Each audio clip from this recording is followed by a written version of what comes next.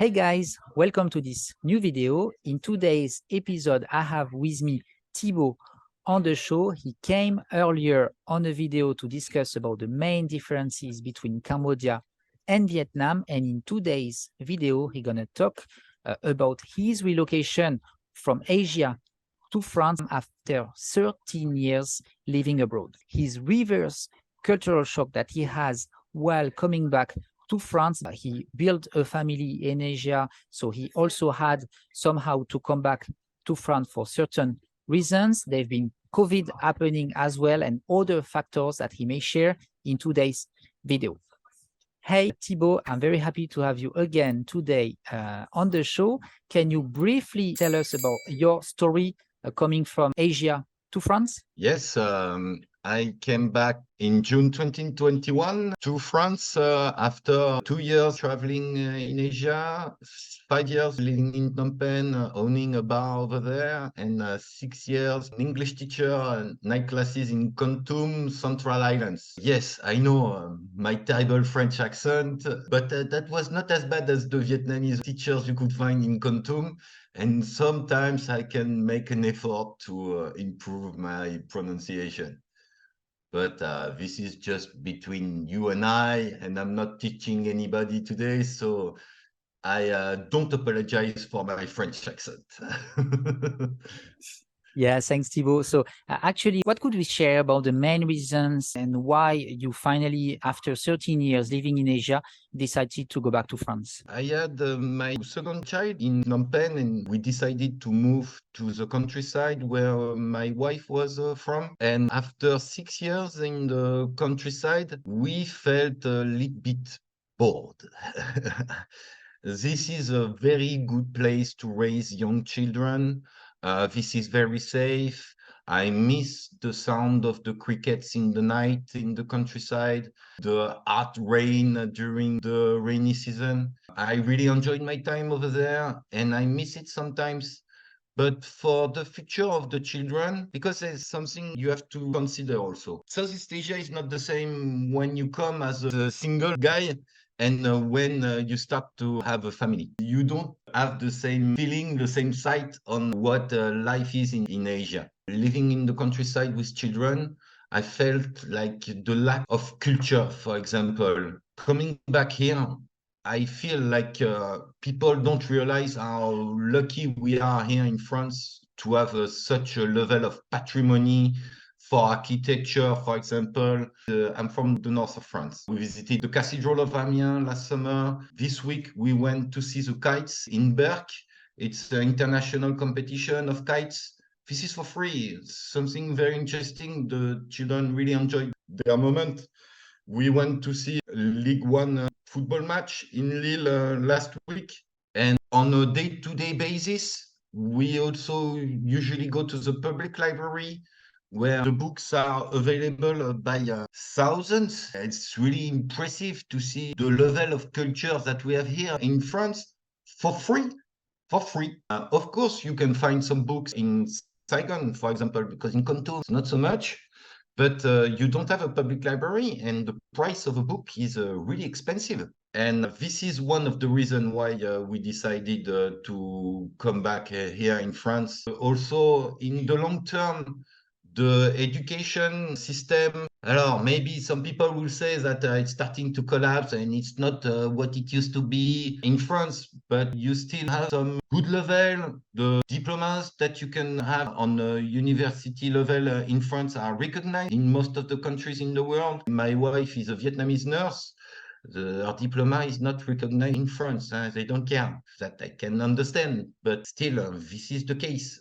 And for the future of my children, yeah, French is quite, as I said, a cultural language also for the books. If you are interested in astronomy or the cinema, as I said, also the level of activities in Kontum to chill around was not our expectation. For sure, when we used to live in Phnom Penh, for you, for example, living in Saigon, you have more things to do culturally.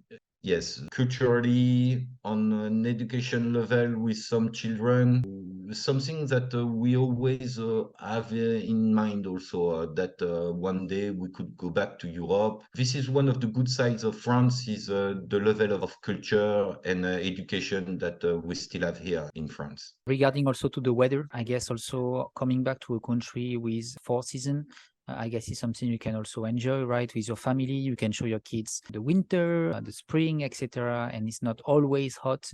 It's something also that you had in consideration while Yes, moving back.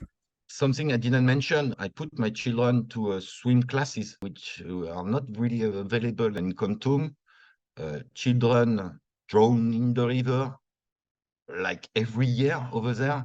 This is also a really chance for my children. It's like 2 kilometers away from where I live. About the weather, yes, I enjoy the 4 seasons, but ask my wife how she enjoyed the winter, especially when it's rainy during fall. And she might have a different answer than mine. Do you see what I mean? Yeah, I understand. So, okay, weather, of course, it's going to be harder for your wife. So yeah, to recap, basically more activities for friends in terms of education for your friends. It's also better for them to get a For my diploma children, recognized overseas. So education-wise as well, culture-wise, you say plenty of things to do in France. While in Vietnam, if you are living in a very suburb area such as Kon Tum, it may be hard during the weekend to find activities and things to teach your kids, yeah, new things for them to learn. Thibaut, did you had any cultural shock while coming back to France? Let's say reverse cultural shock. You've been away for so many years, more than 13 years. Did you see the country changing? What did you observe while coming back after such a long time? a couple of things that have changed, many things that didn't change.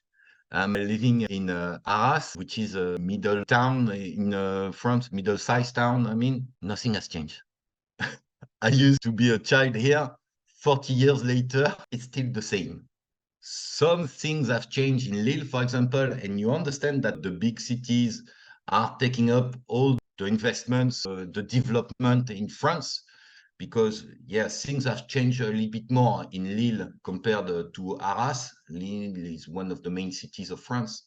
Also, we went to Paris, and I remember maybe I saw it with the eyes of a child, but this was the shiny city.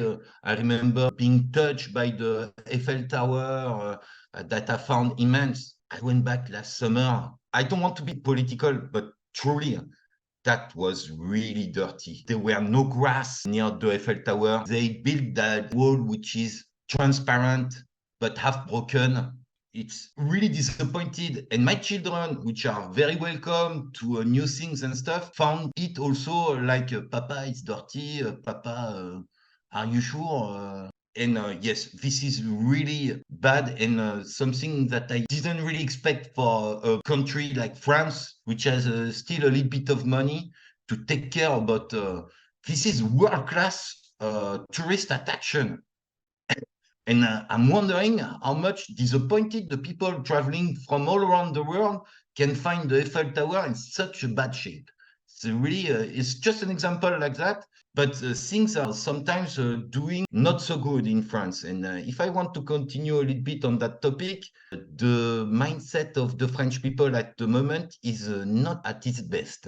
Now there are strikes every week.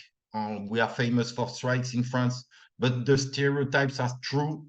And every week you have one day of strike against that new reform about the pensions in France. The reform has passed through the parliament. They continue to protest, good or not, fair enough, but protest. I am making my course in computer science between Arras and Lille. There are 50 kilometers. I cannot rely on the train. I have to take my car to go to the traffic jams.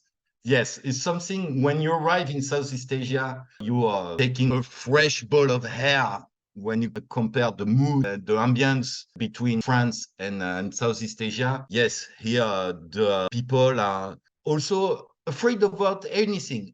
Before it used to be the COVID. I met some people who are still afraid about that. It's gone now, hopefully, but still with the fear. I had an appointment at the hospital. We still have to wear the mask at the hospital. Don't know why, but the people are afraid of the COVID. And now it's the climate. They are talking about now it's going to be the droughts that we might have during next summer. Maybe I would say give some time to spring. Maybe it's going to rain more during spring, whatever.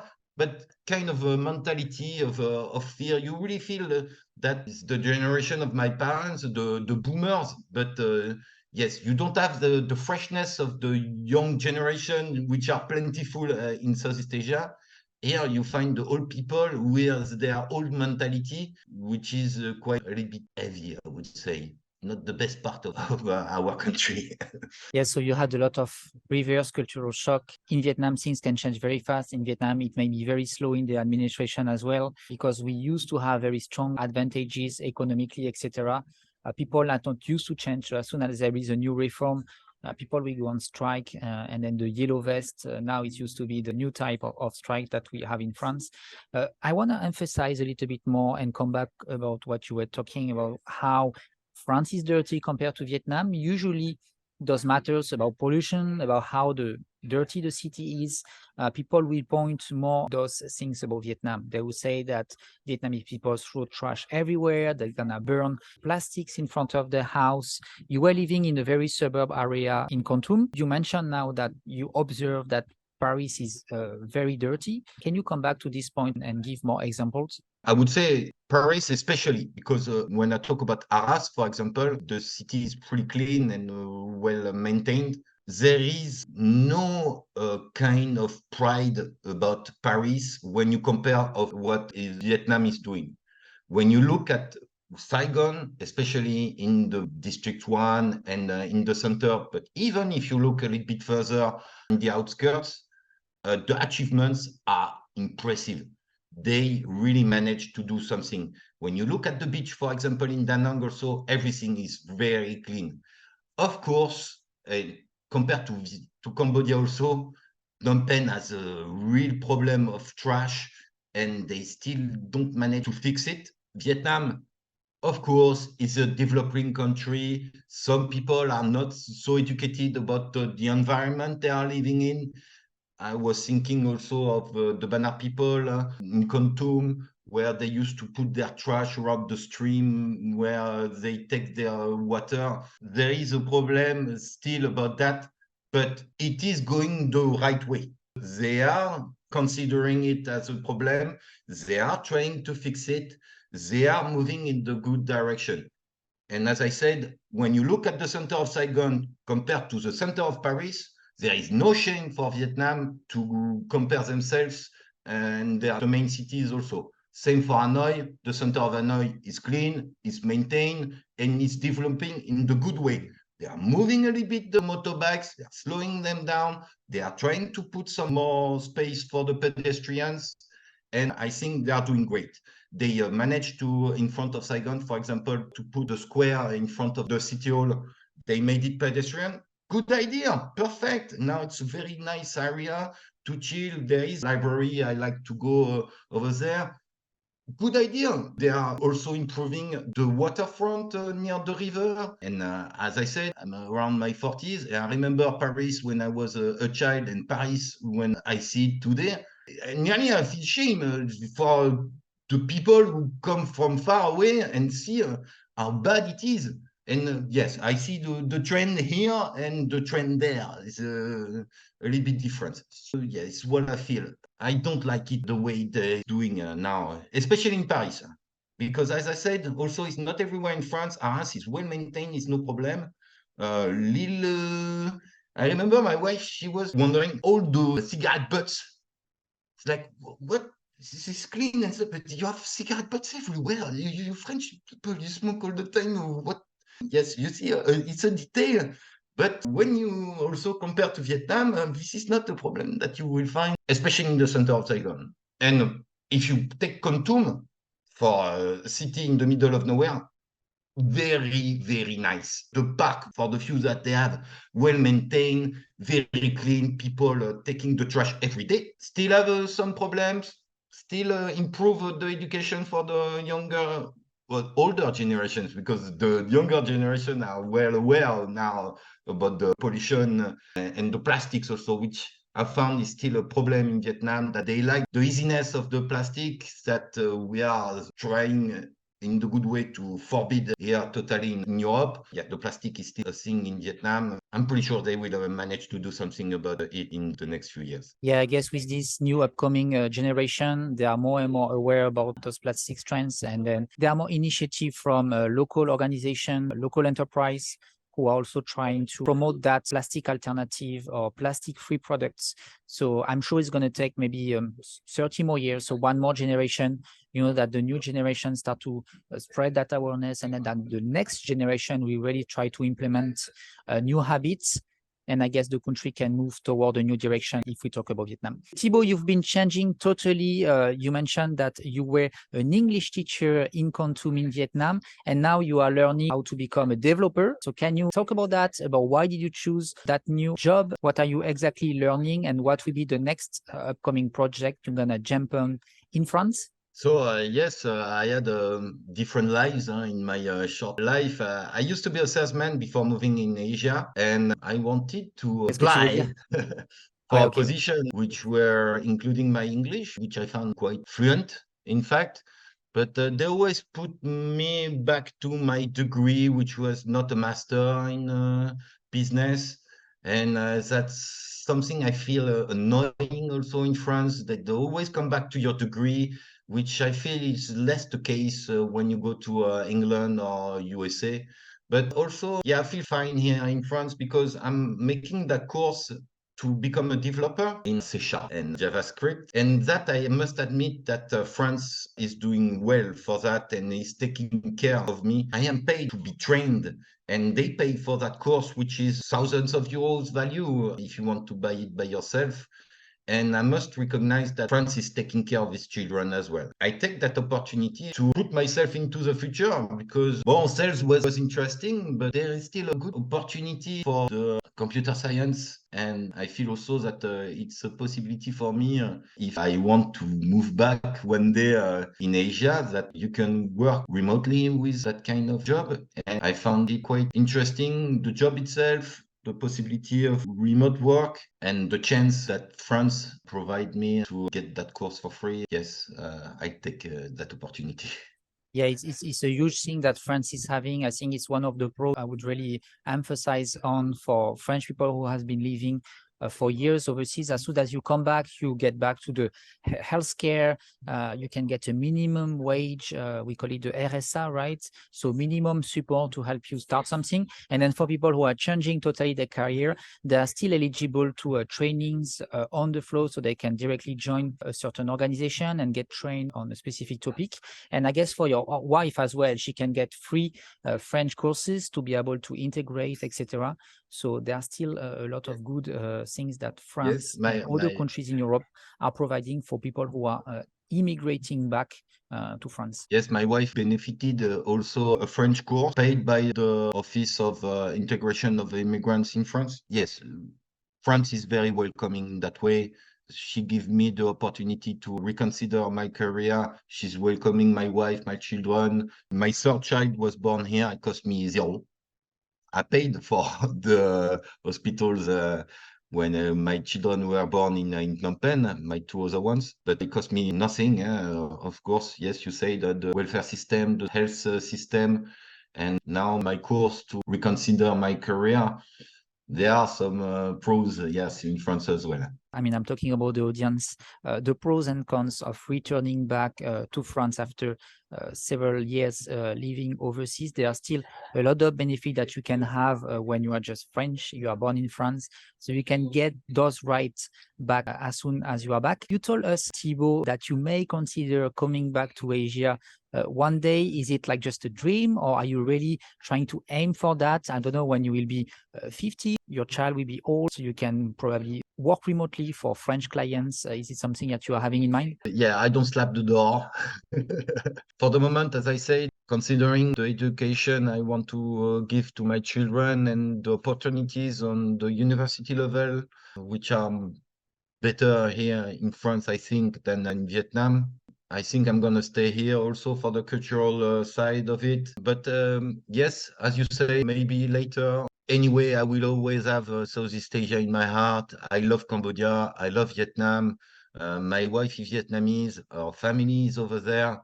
Of course, if we are not living back in Asia in the future, we'll always come back for tourism and to visit the family at least. Yes, Asia is a part of us in the family. Okay, but I think we will stop the video with that. Actually, we make Thank you. another video, and as mentioned earlier, with Thibaut, talking more about the main differences between Cambodia and Vietnam, what he's been achieving in Cambodia, and as well his investment that he did in Vietnam. So you can check below in the description. I'll leave a link for you guys to check that video. Thanks, Thibaut, again for your time today to discuss about your journey and your relocation to France. And I wish you good success and everything about your new job career that you are pushing for the next years. Thank you, Guillaume.